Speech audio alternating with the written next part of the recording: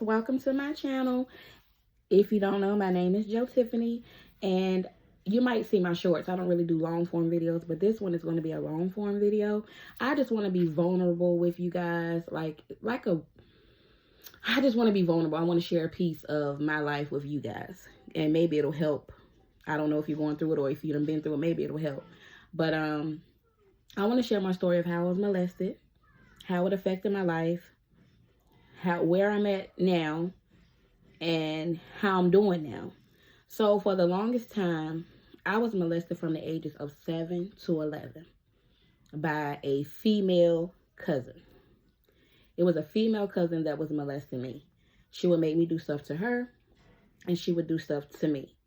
And after a while of years of the same thing, I became used to it. So I'm thinking it was normal activity, but she would always say if I didn't do it, she would get my little sister to do it. Me loving my little sister, I love my little sister. For real, that's my baby. So I didn't want her to have to go through that. Even though I was so young, me being a protector, that's me. I've always been a protector, and that's where it stemmed from. So me being her protector, I always felt like I took one for the team or whatever.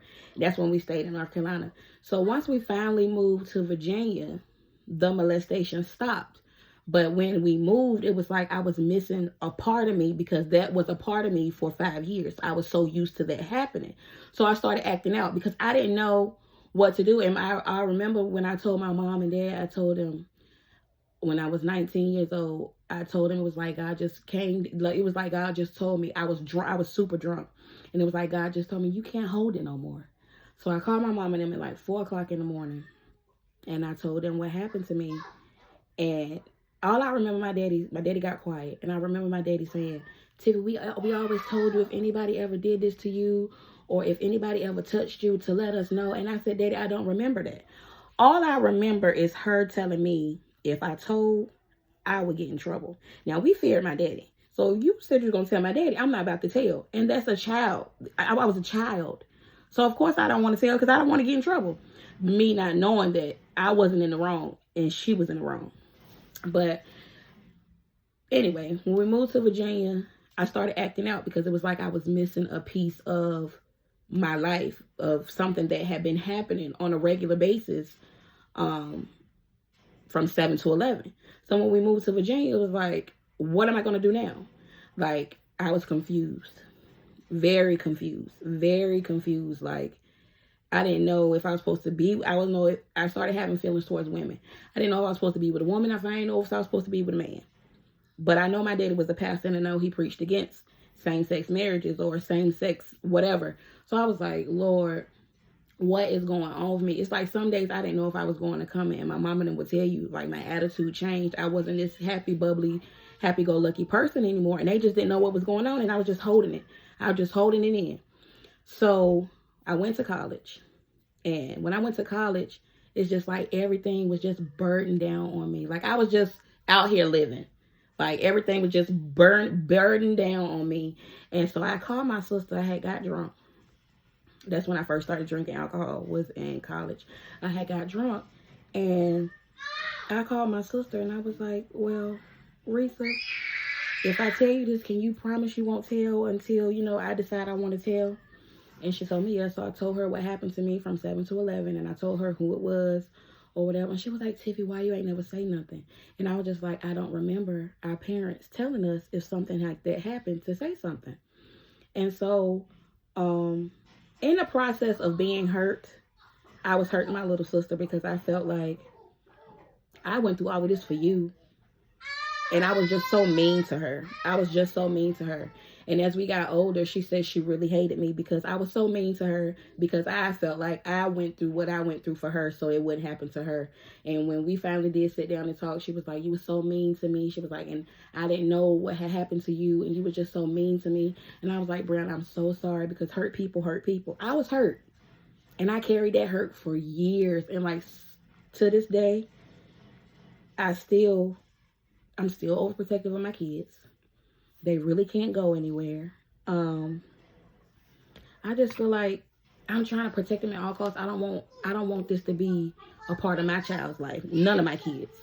And don't think just because you have somebody that's watching your child that's the same sex as your child, that it won't happen to them, or it can't happen to them, because it's not just a man and a woman, or a man and a boy, a man and a woman, or a woman and a man.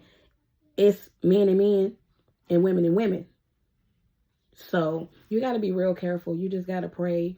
And I mean, it's not for you to be fearful, but it really affected my life. Like, I wasn't affectionate. I was rough around the edges. I was drinking. I was partying. I was doing whatever just to get my mind off of it. And it was like, I could still, like, sometimes I could still smell her. Like, the smell of, I could still smell her. And I would just go off into a frenzy. Like, I was going to see a psychiatrist. They was giving me medication. I mean, I was just carrying this secret. I was just carrying this secret for so long. And then when I finally did tell, it was like this sense of relief. But you know how older people are. They want to sweep stuff under the rug. I said, that won't be my testimony.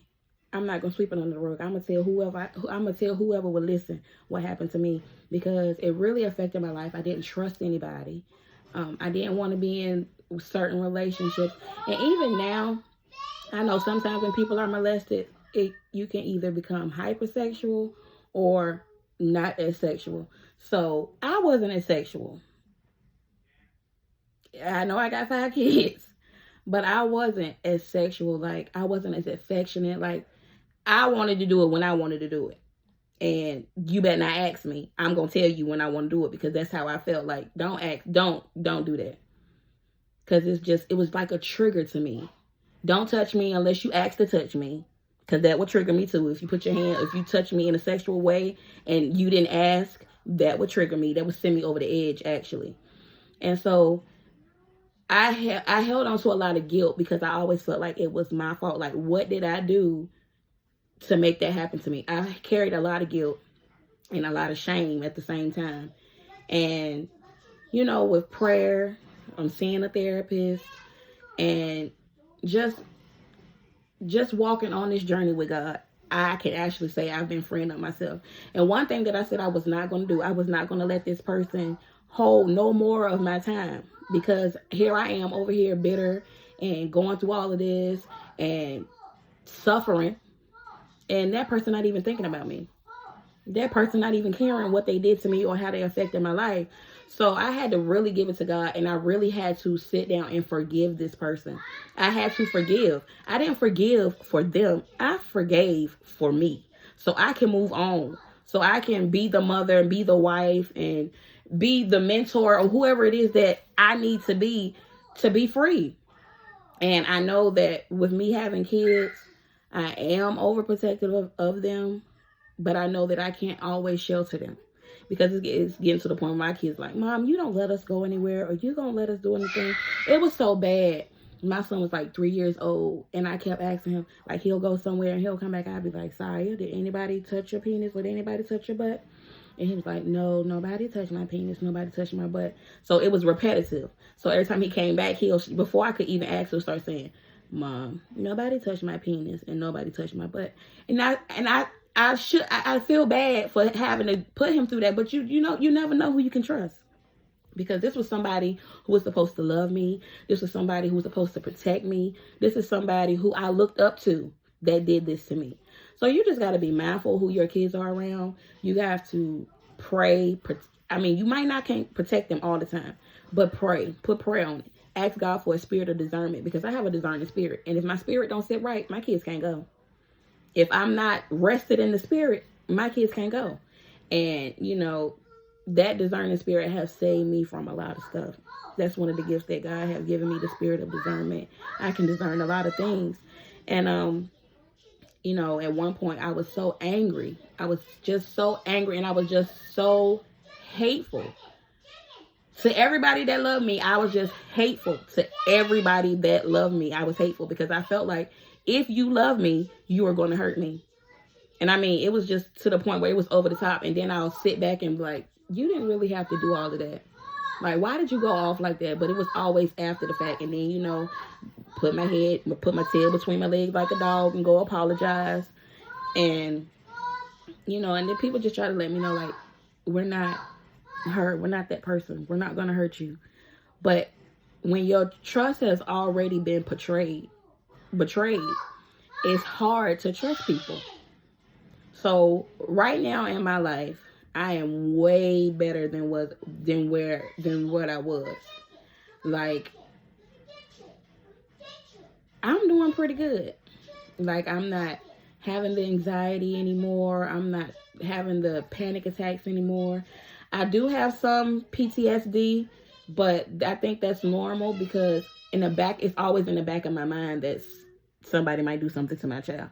Even though they don't go anywhere, it's always in the back of my mind. Like, if they go to school, is the teacher gonna mess with them? Like, that's just my train of thought because of the trauma that happened to me. And that's just a piece of my life. And so what I used to cope with this, I started realizing that I had a personality. Like, okay, I'm funny, so I'm gonna make people laugh, because when they laugh, I feel good. So my personality started standing out. Like, I don't attract strangers. Like, I don't attract strangers. If I meet you, it's like we don't talk, we don't know each other forever. And they be like, "Oh, girl, you so funny, girl, you silly, yada, yada." And people get attached to me, but I be like, "Nah, don't get attached," because I start backing off. Like, I have my moods or whatever. But yeah, I'm just letting y'all in on a piece of me, a piece of my life. And I know I might be all botched up. This is my first YouTube video. But if y'all have any questions, comments, concerns, feel free to ask. If I'll try to answer them as soon as possible. Yeah, y'all be great.